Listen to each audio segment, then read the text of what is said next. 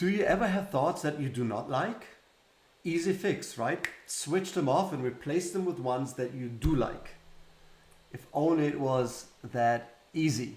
And I wondered about that all of my life. My name is Andrew Lawless. I'm a best-selling author and certified high-performance coach. And I asked that question for so many years. Like, if I were in control of my own thoughts, why is it so difficult to switch them off, especially when I do not like them? Yes?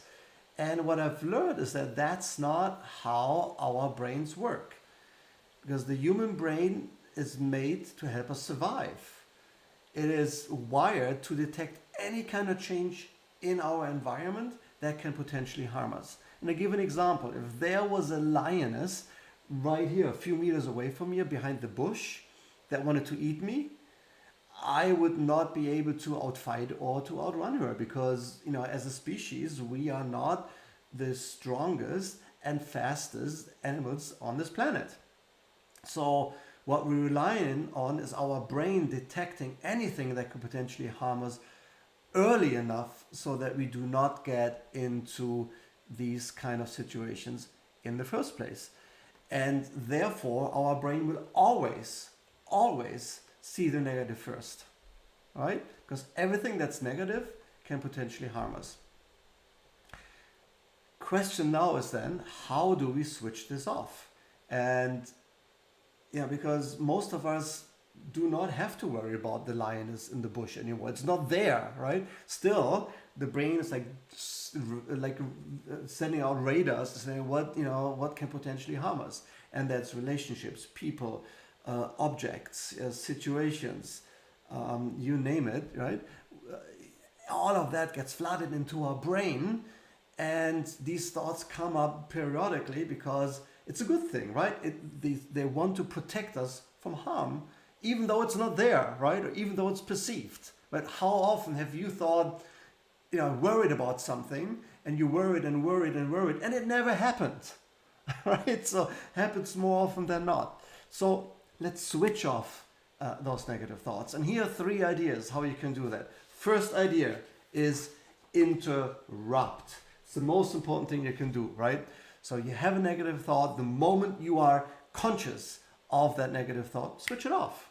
So one of my clients has a hairband, for example, here on her wrist, and every time she has a negative thought, she snaps it as a reminder that she needs to switch gears. But you can also just sit there and relax, right? And meditate and realize that you have a negative thought and that you would need to do something about it right now. Okay? So interrupting this thought is probably the most important thing that you can do. But I want you to take it further, right? Second idea, interpret that thought, right? So every negative thought, every thought that you have, or most thoughts that you have, bubble up from some kind of emotion. And negative emotions, they come up because underneath them is some kind of fear, anger, hurt, disappointment. I mean, you name it, right?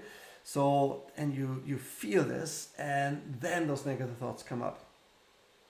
So fear, for example,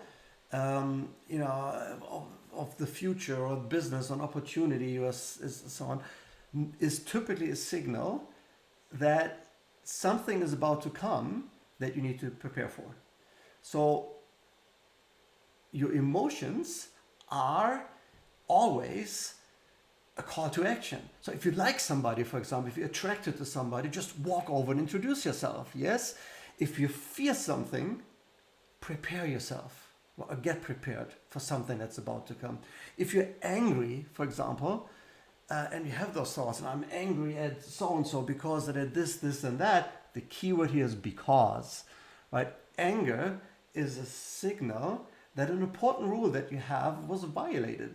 Sometimes even by yourself, right? That's why people are angry at themselves, or they project that anger onto somebody else, right? So if you feel anger, for example, interpret as a call to action. Yeah? Switch it off, switch your thought off. Say, you know what? I'm angry because my brain, my mind, my subconscious, my gut, whatever you call it, wants me to take action. And by the way, I have here as a download a worksheet called Emotion as a Call to Action. And it lists like all like the negative emotions that you can have, what it means, and the action that you can take in order to address that emotion or that thought or the fear, like fear, right, or anger. So download that worksheet. It's down here, and so you have that by your side. So whenever your negative thoughts come up, interpret the emotion behind it, and then you have the action that you can take to counteract it. Which leads me to my third idea, which is like invite positive thoughts to your mind. And I have another blog where I gave you 5 questions that you can ask to solve any problems, and I will put a link in here as well so that you can watch that in more detail. But in general, like if you know you need to take action, here are the 5 questions that you can ask yourself. The first one is, what is good about this emotion or this situation that I'm worried about, right? And again, watch the other blog with a link here. You get more examples of what to ask. But first, like think through what is good about this. Second is, what can I learn from this situation right now that gives me this thought, right? Third is, what is not perfect yet? So something brings up this thought, right, that is not perfect. For example, we talked about anger and a rule that has been violated. So yeah, that's not perfect. There's this one person, this one group, this one client, or this one vendor, whoever it is, who violates a standard or rule that is important to me. Okay, that is not perfect. And here are the 2 or 3 things how they do this, and now you know, right? Fourth question is, what am I willing to make it the way I want it, right? So if you want to change somebody's behavior, how do you do that best? And there are also frameworks on how to persuade people and win them over for their own cause.